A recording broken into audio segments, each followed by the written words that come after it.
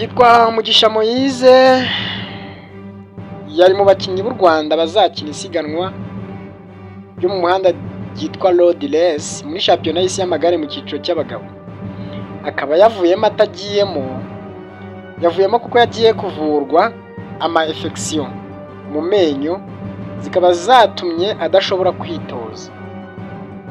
Kuwa kane tariki ya 25 nibwo byemejwe ko Mugisha Moise yasimbujwe Byukusenge Patrick mu bakinnyi b'u Rwanda bazakina mu cyumweru ku itariki 28/2025 kwezi kwa Nzeri.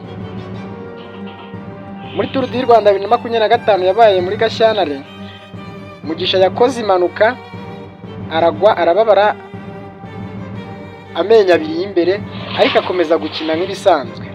Si ugukina gusa ahubwo yakomeje no kwitoza ashaka kuzahangana muri shampiyona y'isi y'amagare iri kubera i Kigali.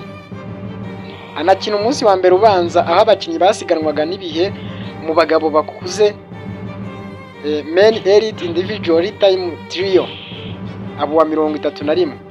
Gusa nyuma y'iri siganwa ububabare bwariyongereye cyane kugeza ubwo ananiwe gukora imyitozo, byatumye kuwa kane tariki 25 Nzeri ajyanwa mu bitaro byitiriwe Umwami Faisal kugira ngo avurwe ama infection mu menyo.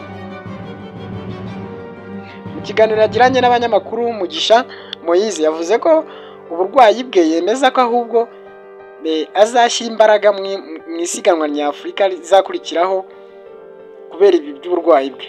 Ati bibaho gusa ndababaye, mfite ikibazo gikomeye, ubu ni intego yanjye ni uguteganya kuzakora shampiyona nyafurika. Irushanwa ryo ku cyumweru naryo rikomeye muri shampiyona y'isi y'amagare riri kubera i Kigali.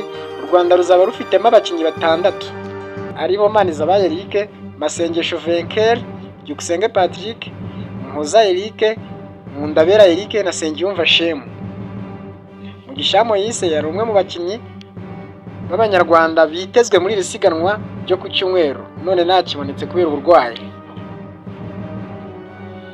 Mugisha Moise yananiwe kwitoza kubera ikibazo cy'amenyo, akaba yasimbujwe Byukusenge Patrick.